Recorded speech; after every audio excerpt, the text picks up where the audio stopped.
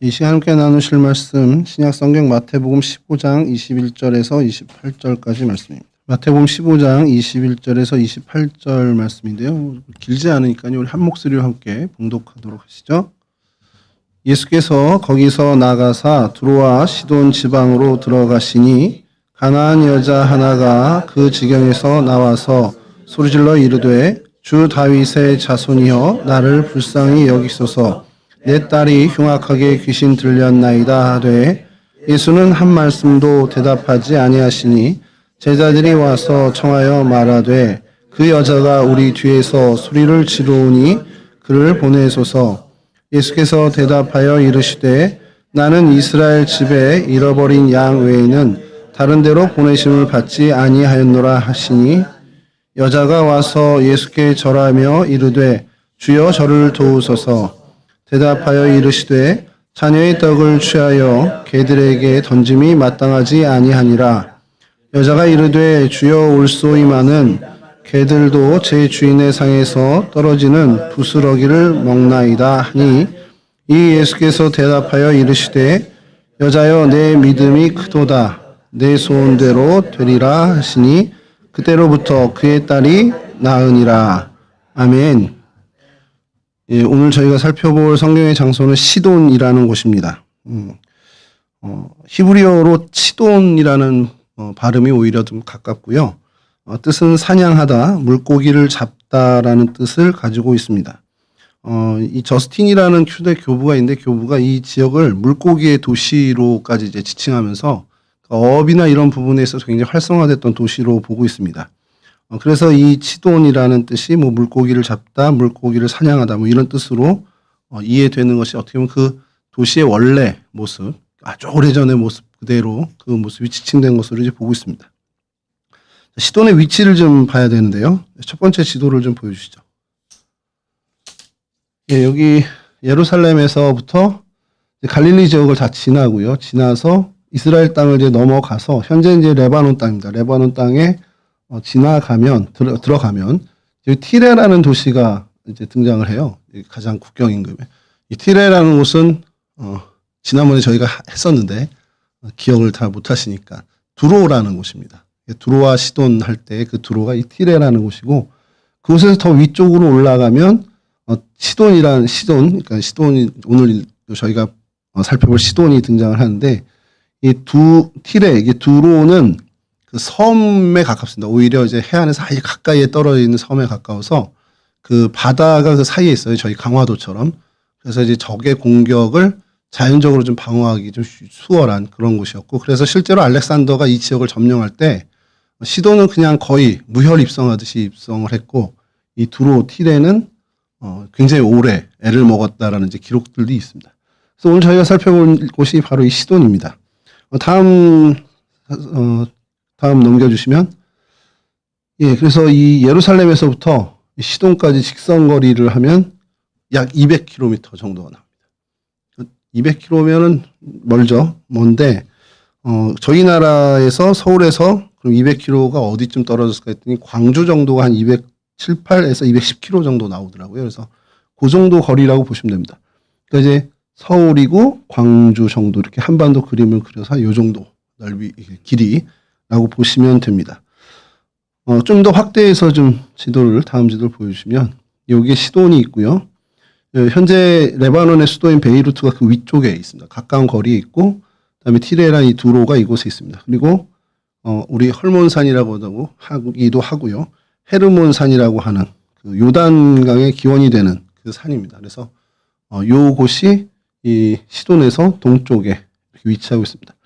그러니까 이제 시돈을 보통 얘기를 하면 남쪽으로는 뭐 두로가 있지만 이제 갈릴리가 이제 남쪽에 있고, 뭐 서쪽은 당연히 이제 지중해가 있고, 북쪽으로는 이제 베이루트, 그리고 동쪽으로는 헤르몬산인데 이게 레바논 산맥이라고 해요. 그래서 요런 지역에 위치하고 있습니다. 그러니까 요 지역이 구약에서는 두로와 시돈이라고 불리고, 혹은 또 가나안이라고 불리기도 합니다. 그러니까 구약에서 가나안이라고 불리는 것에 이제 여호수아 시대는 이제 전체를 다 가나안이라고 했지만 그 전에는 이제 노아의 후손에 가나안 이쪽에 정착을 했는지 이쪽 지역이 북부 해안가가 가나안 지역이라고 보시면 되고요. 더 많은 경우엔 두로와 시돈이라고 이제 지칭을 하는 경우가 많이 나옵니다.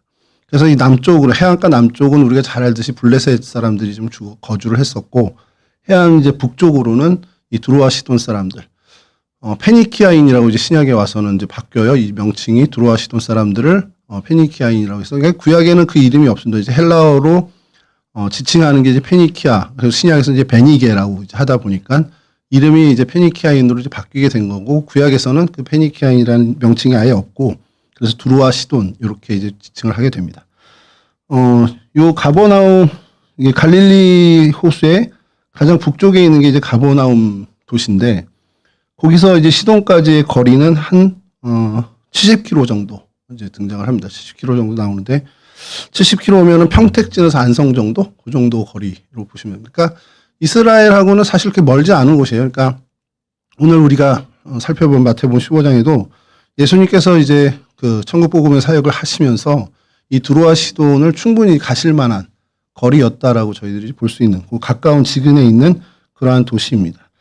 다음 사진 보여주시면 다음 지도 보여주시면 요 정도가 이제 시돈의 거의 도시에 닿습니다.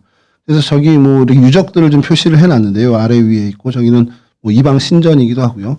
또 뭐 왕의 그 왕의 무덤들 이런 것들도 등장을 하고 이제 좀 살펴볼 것이 이제 여기 바다성이 있고 육지성이 있고 여기 육지성이 있는데 이런 정도고 이제 동쪽으로는 산맥이 좀 언덕들이 있어서 뭐 천혜의 요새 정도는 아니고요. 무역에 굉장히 특화된 도시로 이제 보시면 됩니다. 이런 모습을 갖고 있고 이제 위성 사진으로 좀 보여드리면 여기는 좀 뭔가가 잘못 찍힌 것 같아요. 이렇게 경계가 있는 거는 아닌 것 같은데 이런 정도의 도시 규모, 이 정도의 번화함을 갖고 있는 도시입니다. 그리고 여기가 현재의 그 시돈 항구고요. 옛 항구는 이쪽에 있었습니다. 그래서 사도 바울이 이 두로에 잠깐 들린 기록이 사도행전에 있죠. 그래서 그때의 항구는 이쪽 어디였을 것으로 이제 보고 있습니다, 사람들이. 요걸 좀 더 요 가운데, 요 북쪽을 좀 확대한 사진을 보여드리면, 예, 요렇게 여기가 옛날 고대 시돈 항구였을 것으로 보고 있고, 요 언덕 쪽으로가 이제 그 약간의 이제 언덕인데 이쪽이 이제 그 중심부로 고대 시돈 땅이라고 이제 보고 있습니다. 요런 정도의 이제 규모를 갖고 있는 굉장히 전형적인 아랍 도시라고 보시면 됩니다. 그래서 이 도시가 언제부터 있었는지 고고학적으로 좀 보면, 이게 성경 연대와는 좀 다릅니다. 성경 연대로 치면은, 굉장히 오래전으로 되는데, 기원전 한 3000년 이상 전부터 이곳에는 도시국가가 있었던 것으로 이제, 고고학자들은 얘기를 해요. 그리고 2000년경, 기원전 2000년경에는 국제 무역을 하는 항구 도시의 그런 면모들이 뭐 기록과 유물과 유적에서 이제 등장을 합니다. 그러니까 기원전 2000년이면 사실 아브라함 시대거든요. 성경 연대로 보면은 아브라함 시절에 그러니까 아브라함 때에 이쪽은 이미 도시 국가를 그러니까 이스라엘은 한 가정의 부족 국가도 안 되는 그냥 부족 정도가 되는 그 시기에 이곳은 이미 국가 형태를 가지고 있는 그래서 국제 무역을 하는 항구 그런 굉장히 발달된 도시였다라는 것을 성경 고고학자들이 이제 밝혀냈고요. 그리고 기원전 1500년 이후에는 이 페니키아 지방, 이 두로와 시돈 이 북부 해안가 가나안 민족이 있는 이쪽에 가장 대표적인 도시로 이제 등장을 하게 됩니다. 그러니까 대표적인 도시는 이제 결국엔 경제력이 이제 커졌다라는 얘기고 군사력이 커졌다는 얘기인데 그 정도로 이 지역을 주도하는 도시 국가가 되었다라는 겁니다. 기원전 1500년이면 모세 시대 정도가 되는데 가나안 땅으로 입성하는 이제 시대 출애굽 시대죠. 그 시대에 이미 이곳은 이 지중해 무역을 거의 장악하고 있던 그런 대표적인 도시가 되었습니다. 그러니까 굉장히 오래전이죠. 아브라함 이전부터 여기 이제 도시 형태를 가졌던 굉장히 오래된 고대 도시라는 것을 우리가 알 수 있고요. 이곳에 이제 시돈이 페니키아 국가라고 이제 보통 저희가 지칭을 하는데 요게 이제 그 통일 국가는 아니죠. 페니키아는 통일 국가는 아니고 이제 도시 국가들이 있었는데 말씀드린 그 두로도 도시 국가의 하나고 이 시돈도 도시 국가의 하나고 또 특이한 것이 비블로스라는 도시 국가가 하나 등장을 해요. 여기서 위에 아까 베이루트보다 좀 더 북쪽으로 가면 비블로스라는 도시가 있는데 오늘날에는 이제 주바일이라는 도시로 되어 있습니다. 이게 왜 잠깐 소개를 드리냐면 비블로스라는 이 단어가 원래 그 말이죠. 근데 성경에는 그발이라는 여호수아 13장에 그발이라는 도시로 등장을 해요. 그래서 여호수아 때에 가나안 땅을 점령하는데 끝끝내 점령하지 못한 땅의 이름에 그발이라는 도시가 나옵니다. 그곳이 이제 이 비블로스인데 이곳이 이제 조선, 그러니까 배를 만드는 기술이 굉장히 발전된 도시였고, 그 다음에 해상무역을 굉장히 하는데 특별히 해상무역 중에 파피루스를 이제 무역하는 그런 도시였습니다. 그래서 파피루스라는 이름 자체가 이 비블로스라는 데서 종이처럼 쓰는 그런 것들이 이제 공급이 되다 보니까 그 제품의 명칭을 그냥 파피루스로 하게 된 거예요. 비블로스에서 나온 그 파피루스라는 이름으로 쓰게 된 겁니다. 그러니까 파피루스의 기원이, 그 언어의 기원이 이 비블로스라는 도시국가였다라는 것이 밝혀졌고요. 이 파피루스는 이제 나중에 그리스 뭐 헬라어 이렇게 해서 뭐 비블리아로 해가지고 책이라는 뜻을 가진 단어로 발전했고, 이 비블리아가 오늘날 영어권으로 와서는 바이블이 된 것이 이 비블리아입니다. 그래서 이 비블로스라는 도시 이름이 사실 오늘날 저희에게도 조금은 연관이 있다라는 그런 차원에서 좀 말씀을 드립니다. 그럼 이 시돈이 우리 성경에는 어떤 연관을 갖고 있냐면 굉장히 밀접한, 그리고 굉장히 많은 그 등장을 합니다. 두로도 저희가 좀 따로 살펴보면 굉장히 많은데, 오늘은 이제 두로까지는 그렇고, 이제 시돈을 좀 살펴보면, 먼저 창세기 10장 15절에 시돈이 최초로 이제 등장을 합니다. 가나안은 장자 시돈과 헷을 낳고, 노아의 손자 가나안이 아들을 낳는데 그 장자 이름이 시돈이었습니다. 그리고 그 시돈이 이 팔레스틴 북부 해안 지역에 거주하게 된 거고, 그 후손들이 이 시돈이라는 그때 당시 도시국가 이 지역에서 살게 된 거죠. 그래서 이 시돈이라고 이제 지칭하게 된 거라는 것. 이렇게 가나안 족속 중에 한 중요한 도시라는 것이 창세기 등장을 하고요. 여호수아 시대에도 이 시돈이 등장을 하는데요. 아까 말씀드린 것처럼 모세 출애굽 시대 기원전 1500년 요때는 이미 페니키아의 가장 대표적인 도시가 되었던 그 시절에 여호수아에 이렇게 등장합니다. 여호수아 11장 8절에 여호와께서 그들을 이스라엘의 손에 넘겨주셨기 때문에 그들을 격파하고 큰 시돈과 미스르옷 마임까지 추격하고. 예, 여호수아 11장 8절 말씀이요. 여호와께서 그들을 이스라엘 손에 그러니까 이제 여호수아가 정복 전쟁을 하고 있는 그때에 다른 도시들은 이제 그냥 뭐 어디다 이렇게 얘기하는데 시돈을 특별히 큰 시돈이라고 표현할 정도로 영향력이 굉장히 큰 그런 도시였다라고 성경에 이렇게 좀 등장을 합니다. 그리고 이제 사사 시대에 와서 이 시돈이 이스라엘 민족에 굉장히 악영향을 끼치게 되죠. 사사기 10장 6절에 시돈이 등장을 하는데요. 사사기 10장 6절입니다. 이스라엘 자손이 다시 여호와의 목전에 악을 행하여 바알들과 아스다롯과 아람의 신들과 시돈의 신들과 모압의 신들과 암몬 자손의 신들과 블레셋 사람들의 신들을 섬기고 여호와를 버리고 그를 섬기지 아니하므로. 그러니까 이제 거기 이제 토착 그 신 이제 이방 신들을 이 출애굽 시대의 후손들이 사사기 시대에 정착하면서 그 우상을 섬기게 됐던 그 모습을 이제 고발하는 사사기 10장 내용인데, 여기에 이제 등장하는 게 시돈의 신들이 등장을 합니다. 그래서 시돈의 신들이 뭔지 성경학자들이 연구를 하죠. 연구를 했는데 시돈의 신이 딱 이 신이다라고 지칭된 것이 열왕기상 11장 5절에 등장을 합니다. 이는 시돈 사람의 여신 아스다롯을 따르고 암몬 사람의 가증한 밀곰을 따름이라. 그러니까 저희가 성경에서 아스다롯 굉장히 많이 듣거든요. 뭐 사사기나 이런 쪽에 아스다롯이 굉장히 많이 등장을 하는데, 특별히 이제 여신으로 등장을 하죠. 그 아스다롯이 바로 이 시돈 사람들의 신입니다. 시돈 사람들이 섬기던 신이 여러 개가 있는데 그 중에 가장 대표적인 신이 바로 이 아스다롯이었다라는 것. 그래서 이 시돈 사람들, 이 시돈이라는 곳이 이스라엘 당시 이제 사사기 시대나 열왕기 시대에 굉장히 좋지 않은 영향을 끼쳤던 곳이라는 것을 우리가 좀 성경에서 늘 좀 보게 되고, 하나님께서 또 이런 이야기로 시돈을 한번 등장을 시키는데, 사사기 시대입니다. 사사기 3장 2절에서 3절 말씀입니다. 사사기 3장 2절에서 3절 말씀인데, 이스라엘 자손의 세대 중에 아직 전쟁을 알지 못하는 자들에게 그것을 가르쳐 알게 하려 하사 남겨두신 이방 민족들은 블레셋의 5 군주들과 모든 가나안 족속과 시돈 족속과 바알 헤르몬 산에서부터 하맛 입구까지 레바논 산에 거주하는 히위 족속이라.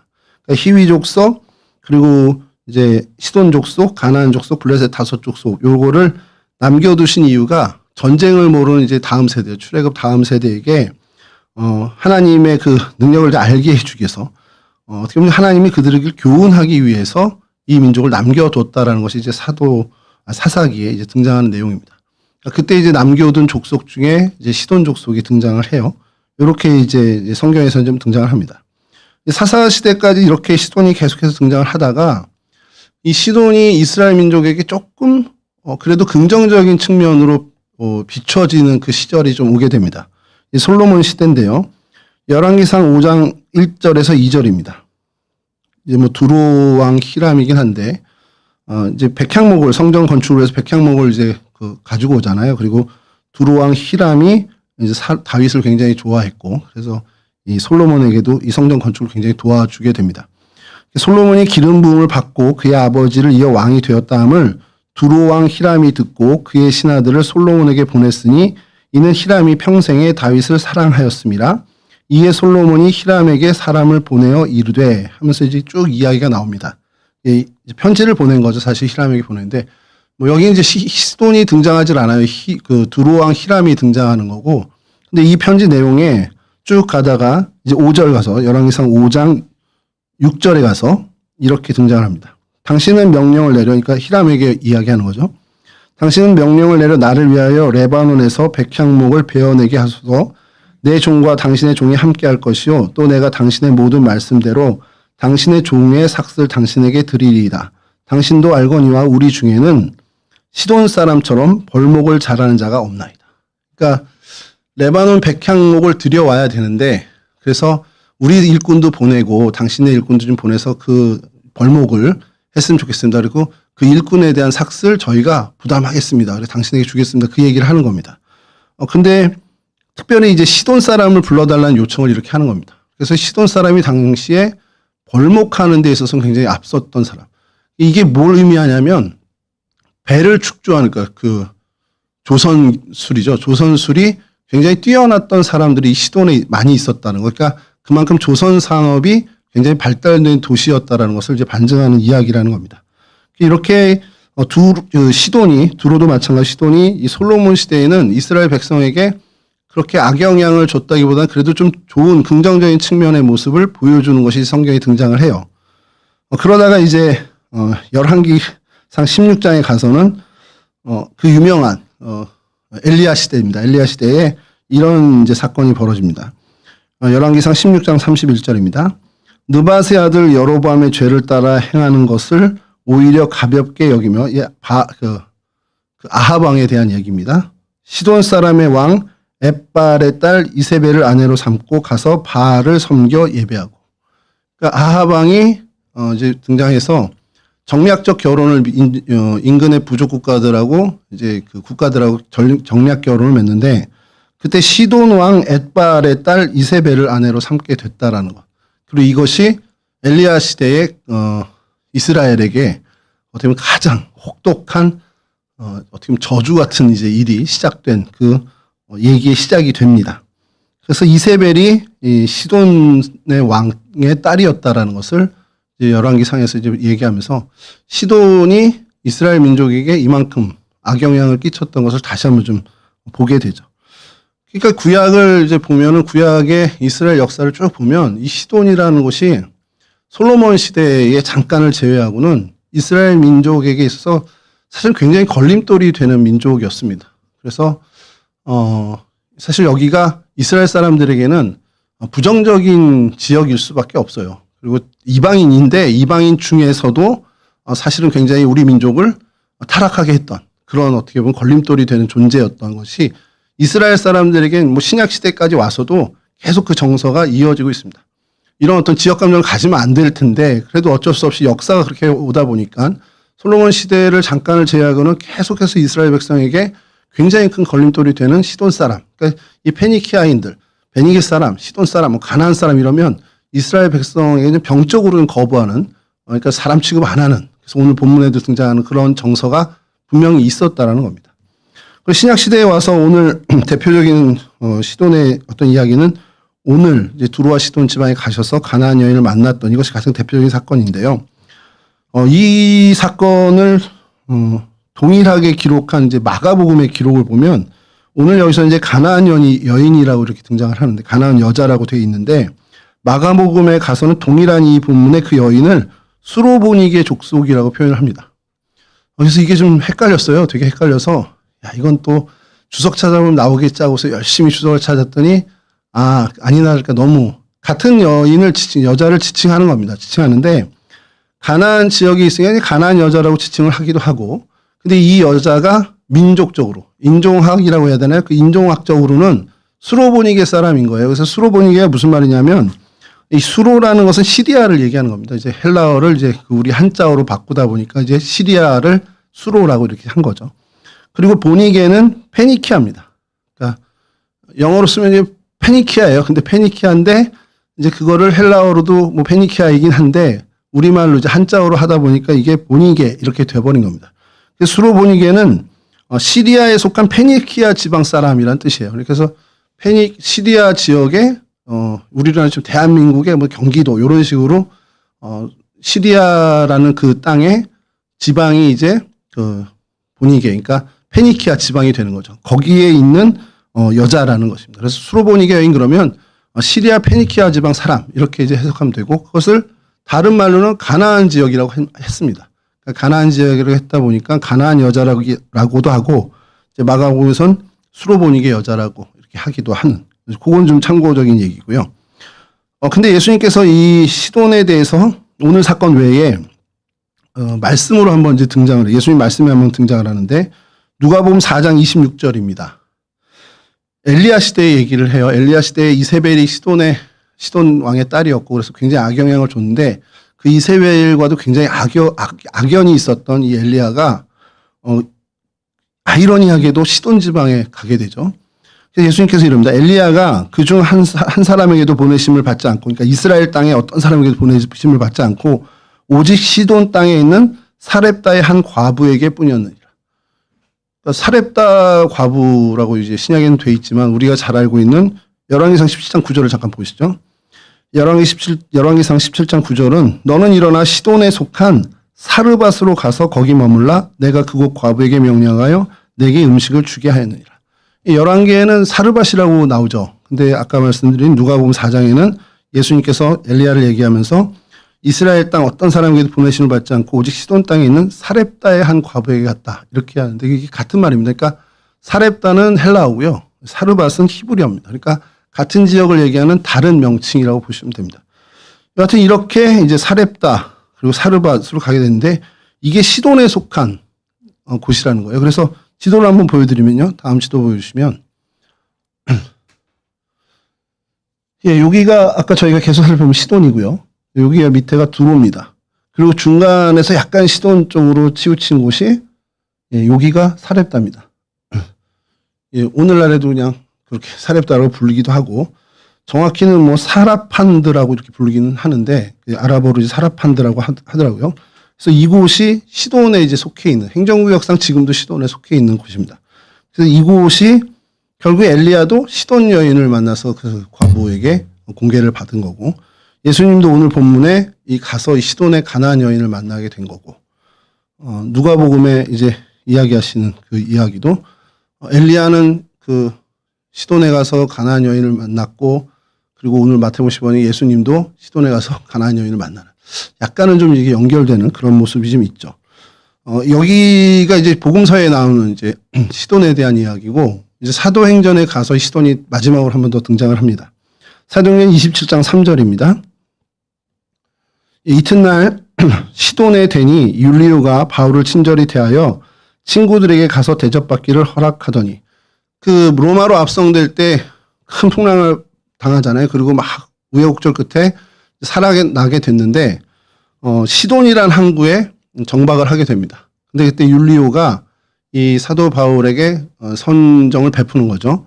그래서 친구들 만나고 와라. 근데 이 친구들이 그냥 단순히 어떤 사적인 관계에 있었던 사람이 아니라 같은 그리스도인을 얘기하는 겁니다. 그래서 이미 이 시돈에 신앙 공동체가 있었다라는 것을 이제 증명하는 게 이 사도행전 27장의 말씀입니다. 근데 여러분 이거 뭐지 의문이 좀 드실 텐데 시돈이 이방 지역이잖아요. 이스라엘 사람들이 좋아하지도 않는 지역이고, 뭐 예루살렘의 박해로 인해서 흩어지긴 했지만 거기 어디에 성경 한 줄에도 시돈에 가서 누가 이렇게 복음을 전해서 신앙 공동체가 발생됐다 이런 얘기 없고, 물론 이제 안디옥 교회도 마찬가지지만 자연 발생된 거예요. 그러니까 누군지 모르지만 익명의 그리스도인이 가서 그곳에서 교회를 설립했겠죠. 근데 시돈은 조금 다른 걸 학자들은 얘기를 합니다. 시돈은 예루살렘 대박해 때에 그로 인해서 어떤 사람들이 와서 신앙 공동체를 이룬이었다기보다는 성경학자들의 이제 뭐 증명할 길은 없지만 성경학자들의 추론은 예수님께서 이 지역을 애를 많이 쓰셨잖아요. 오늘 이제 본문에 두로와 시돈도 가시고 두로와 시돈 지방을 많이 언급하시기도 하고, 실질적으로 복음서에 기록되지 않은 그 행보로 두로와 시돈 지방을 많이 가셨던 걸로 이제 보고 있습니다. 그러니까 예수님의 그 직접적인 하늘나라 복음을 듣고 뭔가 이렇게 개종을 하거나 회심을 하게 된 사람들이 있었을 거예요. 그리고 오늘 등장하는 마태복음 15장의 가나안 여인도 당연히 예수님의 은혜를 직접 경험한 사람이고, 이런 사람들이 그곳에서 신앙 공동체를 결성하지 않았겠냐라는 것이 성경학자들의 얘기입니다.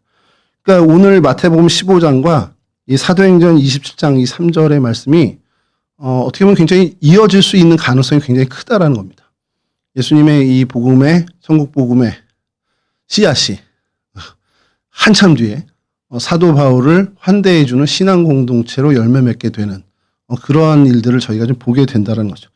그래서 시돈이 이런 정도의 이제 성경 안에서 이런 정도의 모습을 등장을 하는데, 그래서 이곳에 있는 여러 유적들을 보면요, 기독교 유적은 뭐 한두 개 정도밖에 없습니다. 기독교와 관련된 유적은 그리고 굳이 이제 연결한다면 십자군 원정에 있었던 그런 이제 유적들이 좀 등장을 하는데, 그래서 이 시돈의 대표적인 유적은 시케슬이라고 해서 바다성이 제일 유명을 합니다.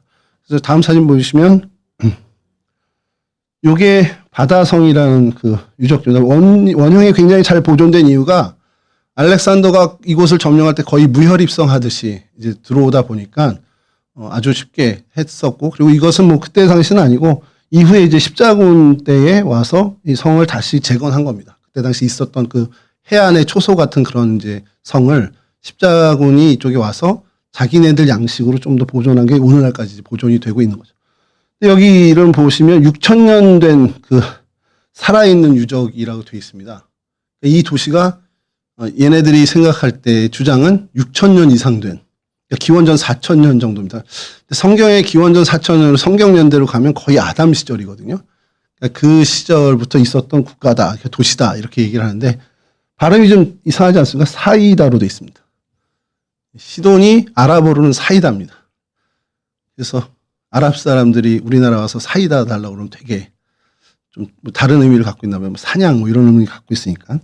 그런 모습이고, 다음 사진 보여주시면 이 밤에 찍은 사진이고요. 다음 사진 보여주시면 원래 색은 이런 색입니다. 그러니까 굉장히 뭐 출입은 가능하다고 하는데 이제 바닷물에 잠길 때도 있고 그렇게 된다고 그러더라고요. 이게 십자군 때에 어쨌든 보수해서 십자군 시대 당시의 중세 시대의 양식으로 재건한 그 성이 지금까지 보존되고 있는 것이 이 모습이고요.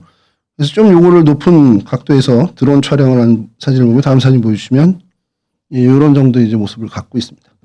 사실 뭐 이렇게 굉장히 소개할 만한 유적은 아닌데 뭐 굳이 시돈 쪽에 있는 유적이 몇 개 없다 보니까, 그리고 나서 해안에 성이 있으면 육지에도 성이 있어야겠죠. 해안성이 있고 육지성이 있는데, 다음 사진 보여주시면 지도를 좀 먼저 보여드리면 방금 보신 해안성은 여기 아예 이렇게 방파제 같은 길을 가서 있는 곳에 있고, 육지성은 이 완전 옛날 고대 시돈 그 고대 도시 안에 이렇게 자리 잡고 있습니다. 이 사진을 좀 먼저 보여드리면요, 이걸 이제 육상성이라고 이제 표현하는데 이런 모습을 갖고 있습니다. 이것도 이제 같이 그 십자군 원정 때 1200년 되겠죠. 그때 와서 그 터에다가 다시 자기들이 십자군이 성을 자신들의 양식으로 재건을 한 겁니다. 근데 그 전에 성보다는 훨씬 더 축소된 모양이라고 해요. 그 전에 여기 있었던 성들, 성체보다는 그게 파괴됐겠죠. 그 십자군 원정 때 파괴되면서 그것과는 조금 이제 축소해서 이 산 언덕 위에 좀 조금 더 작게 이제 축조를 했다고 합니다. 다음 사진 보여주시면 그게 이제 지금까지 이렇게 원형 잘 보존돼서 남아 있고요.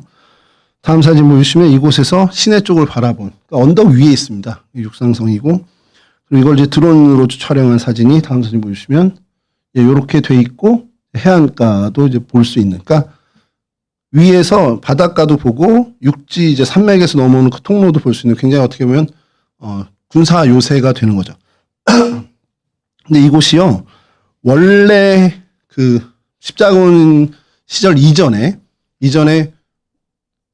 예전에 페니키아인 시대에도 아크로폴리스였다라는 거예요. 그러니까 아크로폴리스라는 게 높은 곳의 성체라는 뜻인데 그 당시에 이제 문화는 뭐 오늘날랑은 좀 다르게 산 위에 언덕 위에 성체를 지어서 전체를 이제 그 감시할 수 있게 약간 워치타워의 그 기능을 할 수 있는 그런 성체를 지었습니다. 그 당시에는 왕궁이 여기 있었고요. 페니키아인들의 왕궁이 있었고 그게 이제 군사 요새를 겸하면서 뭐 행정적인 그런 일들도 감당하고 그리고 그 안에 신전까지도 있었습니다. 그래서 왕궁이요, 군사 요새요, 신전이 어떤 복합 성체의 모습을 해서 아크로폴리스가 있었는데 그 자리에 다 밀어내고 십자군이 원정 와서 점령한 다음에 자기네들의 이제 성체를 지은 그런 자리입니다.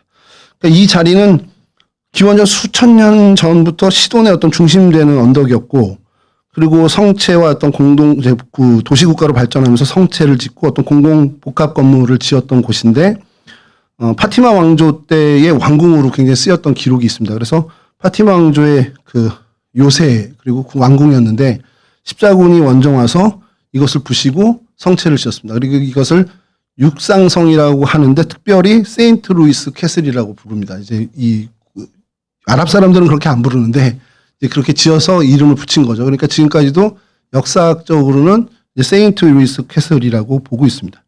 그리고 이게 이제 17세기에 와서 이제 조금 보수가 돼서 지금 모양을 이제 갖고 있는 건데, 뭐 세인트 루이스는 당연히 그 프랑스 루이 9세 프랑스의 십자군을 이제 주도했던 그 왕 이름을 따서 세인트 루이스가 된 거죠. 성 루이스가 된 겁니다. 그런 이제 역사의 어떤 갖고 있는 그런 유물이고요. 그 다음에 이제 한 곳을 볼 곳은 이제 기독교와는 전혀 상관없는, 십자군과도 상관없는 원래 고대 시돈의 유적인데 애슈문 신전이라는 곳입니다. 네, 다음 지도 보여주시죠. 이곳은 이제 고대 시돈 땅에서 한참 북쪽에 산, 그러니까 신령한 산이라고 이제 표현되는 그 산에 신전이 하나 있었어요. 그래서 애슈문 신전이라고 다음 사진 보여주시면 거의 무슨 툼레이더에 나올 법한 그런 신전들, 이제 그런 것들이 이제 여전히 있습니다. 그래서 이게 이제 고대 그때 시절의 신전이 보존이 돼 있는 상태입니다. 다음 사진 보여주시면 그래도 뭐 기둥도 보이고 이렇게 되는데 어쨌든 그래도 굉장히 이제 원형이 잘 보존돼 있는, 그리고 다음이 신전 터, 이제 무너지긴 했지만 다음 사진 보여주시면 신전 터이긴 하지만 굉장히 규모가 컸던 그런 이제 애슈문 신전인데, 이 애슈문은 그 아스타롯 신과는 좀 다른 의술의 신이었습니다. 그래서 치료나 치유를 담당하는 신이었어요. 그래서 많은 고대 도시 환자들이 이곳까지 와서 병 낫기를 이제 구하는, 그렇게 제사를 지내는 신전이 바로 이 애슈문 신전이었다고 합니다. 성경 시대에 이 이방 사람들의 어떤 종교 문화 이런 것들을 좀 가장 잘 보여주는 신전 중에 하나라고 해서 이 안에 뭐 여러 가지 있는 것들이 뭐 봉헌물도 이제 나오기도 하고요.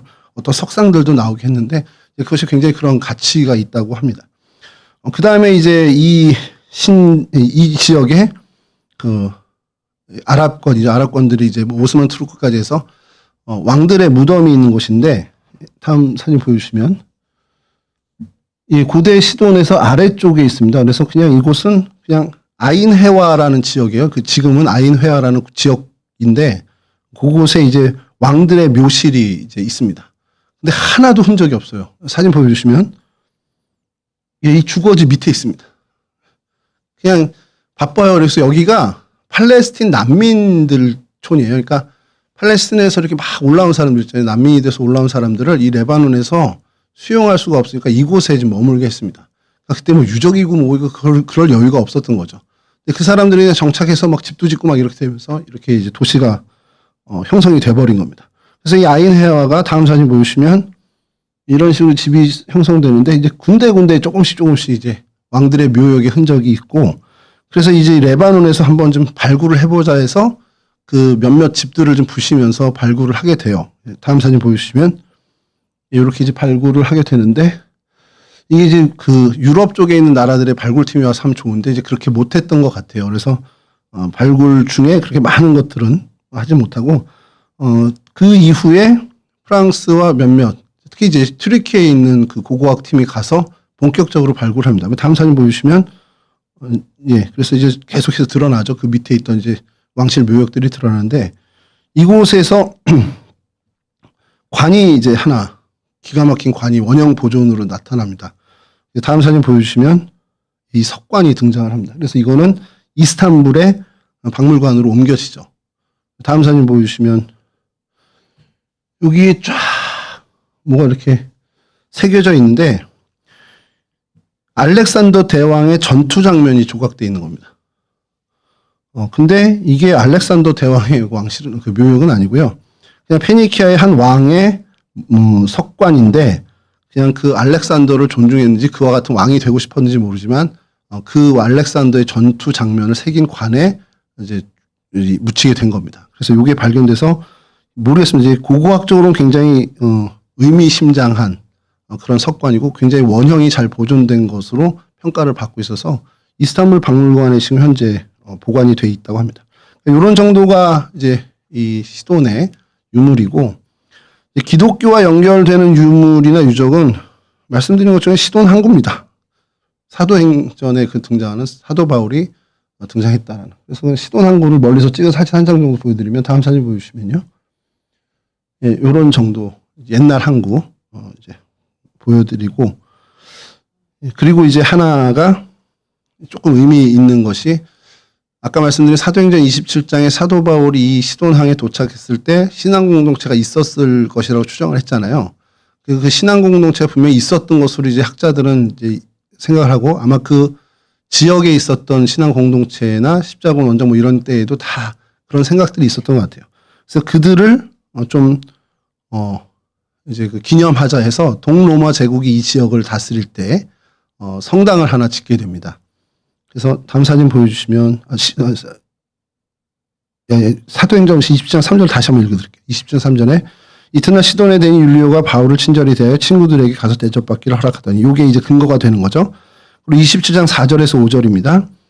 또 거기서 우리가 떠나가다가 마파람을 피하여 구브로 해안을 의지하고 항해하여 길리기아와 밤빌리아 바다를 건너 루기아의 무라시에 이르러 이 구절을 왜 말씀드리냐면 이 무라시가 미라라는 시예요.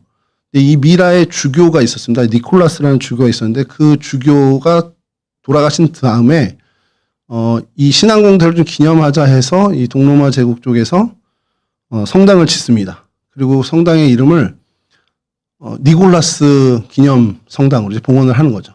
근데 내부에는 니콜라스 주교에 대한 이야기는 거의 별로 없고 사도 바울의 아이콘으로 거의 이제 도배를 할 정도로 사도 바울이 이 신앙공동체에 들렸었다. 이것을 좀 더 기념하는 식으로 성당을 지었습니다. 그게 잘 보존이 돼 있고요. 사진 보여드리면 이 모습을 갖고 있습니다. 다음 사진 보여주시면 뭐 보수도 잘 돼서 잘 유지하고 있고 내부가 그리스 정교회가 다음 사진 보죠. 그리스 정교회 성당입니다. 그래서 이곳에 매주 미사가 지금 현재도 드려지고 있는. 그러니까 이들은 지금도 우리가 당시 사도 바울이 방문했던 그때 당시의 신앙 공동체를 계승하고 있다. 이렇게 좀 이야기하고 있는. 근데 이름은 미라시의 주교였던 니콜라스 경의 이름을 이제 따고 있는 성당이 됩니다. 그런 자부심을 굉장히 이제 갖고 있는 곳이죠. 그러니까 이 정도가 이제 시돈에 대해서 저희가 좀 살펴볼 만한 이야기고요. 오늘 본문에서 좀 저희가 좀 메시지를 좀 찾아보는 건, 이 수로보니게 여인이라고도 하고 가나안 여인이라고 하는데 이 여인에게 굉장히 큰 불행이 닥쳐왔죠. 오늘 본문에 우리가 이야기하는 것이. 그래서 자신의 딸이 흉악한 귀신에 들리게 됩니다. 그러니까 여러 방법을 찾았을 거예요. 뭐 용하다는 뭐 의원도 찾아갔을 거고 뭐 별짓을 다 했을 겁니다. 만약에 이쪽에서 아까 애슈문 신전 이런 데도 갔을 수도 있겠죠. 근데 이제 그 여인이 예수의 소문을 듣게 되고 예수님이 이 지역에 오셨다는 것을 알게 되죠. 그래서 예수님께 가서 적극적으로 자기의 딸에 대해서 치유를 간구하는 모습이 오늘 본문의 모습입니다. 근데 예수님께서 보통 사람들에게 늘 대하듯이 그냥 친절하게 대하시는 것이 아니라 좀 굉장히 냉혹한, 굉장히 차갑게 얘기하시죠. 굉장히 어떻게 들으면 좀 굉장히 모욕적인 말이기도 해요. 자녀들의 떡을 취해서 개들에게 던짐이 마땅하지 않다. 이 굉장히 좀 치욕적인 어떤 표현인데, 이 여인이 굉장히 상처받을 만한 표현입니다. 보통의 상식으로 보통 사람 같으면 그럼 뭐 안 주면 그만이지 그렇게까지 얘기하고서 그냥 포기했을 법도 한데 이 여인은 기가 막힌 대답을 하죠. 주님, 옳습니다. 개들도 제 주인의 상에서 떨어지는 부스러기라도 먹습니다. 이 얘기를 하는 거예요. 사실 이 대답, 그리고 이게 진짜 이 여인의 간절함이었고 이 여인의 진짜 마음이었을 겁니다. 근데 이것이 진짜 이 주님의 마음을 감동시켰나? 그러니까 뭐 어쨌든 기적을 이끌어내는 어쨌든 출발점이 된 거죠. 예수님이 자신을 계속 밀어내는 그 순간에도 예수님 안에 있는 생명을 정확히 받고 분명히 예수님 안에 능력이 있고 내 딸을 고칠 수 있는 유일한 분이 예수님이다라는 그 확신이 이 여인 안에 있었습니다. 진짜 견고한 믿음이 있었던 거죠. 그러니까 주님 저를 개라고 부르셔도 좋아요. 저 자격 없는 이방이 맞습니다. 그 제자들이 막 이제 하잖아요. 저 떠드는데 좀 치워버리자고 막 이렇게까지 얘기해요. 그러니까 제자들이 갖고 있던 정서는 이미 이 두로와 시돈에 있는 사람은 정말 그 표현대로 개 취급하는 그런 유대인들이었습니다. 이 제자들도. 그런데 이 여인은 그래도 좋으니 주님의 식탁에서 떨어지는 그 뭐 정말 유대인의 그 식탁에서 떨어지는 작은 부스러기라도 좋으니 그 은혜를 내게 좀 주십시오. 그것만으로도 내 딸을 살릴 수 있습니다라는 그 믿음을 갖고 있었던 거예요. 예수님께서 이 얘기를 들으시고 감탄하셨습니다. 그리고서는 마태복음 오늘 본문의 28절 이렇게 대답하시죠. 28절 좀 띄워주시죠. 이 예수께서 대답하여 이르시되 여자여 네 믿음이 크도다. 이게 주변의 제자들이 들었을 거 아니에요. 예수님께서 이렇게 극찬을 하는 걸 들었을 겁니다. 근데 이들에게는 이게 사실은 수용하기 어려운 일일 수 있어요. 왜냐하면 두로와 시돈이 이방 지역이기도 하지만 그냥 단순한 이방 지역이 아니라 아까 말씀드린 것처럼 이스라엘 전체 역사에 있어서 굉장히 이스라엘을 괴롭히고 안 좋게 했던 악영향을 끼쳤던 지역이란 말이에요. 그러니까 뭐 이스라엘을 우상 숭배의 늪에 빠지게 했던 곳이 그리고 이세벨의 고향이 바로 이 두로와 시돈인데 정말 어떻게 보면 부정한 땅이고 상종조차 하기 싫은 어떤 원수의 땅이고 원수 같은 사람들입니다. 근데 갈릴리에서 사역하시던 예수님이 50km 이상 떨어진 이곳에 오셔서 이 가나안 여인을 칭찬하시는 거예요. 네 믿음이 크다라고. 이게 이들에게는 어떻게 보면 굉장히 충격이 될 수 있는데 이건 주님께서 의도하신 거죠. 주님께서 생각한 너희들이 경원하고 너희들이 피하고 있는 그 선입견을 완전히 주님이 제자들의 선입견을 깨버리는 그런 사건으로 우리는 이제 해석할 수 있습니다. 그러니까 어떤 영혼을 사랑해야 되고 하나님의 나라의 복음을 전해야 하는 이제 그 예수님의 사명을 이어받아야 할 제자들이에요. 그들이 여전히 그 편견 속에 갇혀 있다면 그들은 주님의 사역을 이어가지 못하게 됩니다. 그러니까 그들에게 안에 있는 그 장벽, 어떤 마음의 장벽들, 어떤 혐오의 장벽들 이런 것들을 다 무너뜨리시기 위해서 주님께서 이 일을 어떻게 보면 보여주신 그런 사건으로 우리가 볼 수 있게 되죠. 그러니까 이제 그런 측면에서는 우리가 볼 수 있는데 예수님의 그 은혜를 요구한 이 여인의 모습에선 또 다른 어떤 교훈을 우리가 찾게 되는 것이 은혜를 사모할 때, 그러니까 이제 오늘날의 저희의 반성이죠. 정말 이렇게까지 은혜를 사모하나? 사모한 적이 있나? 이런 이제 반성을 하게 되는 겁니다.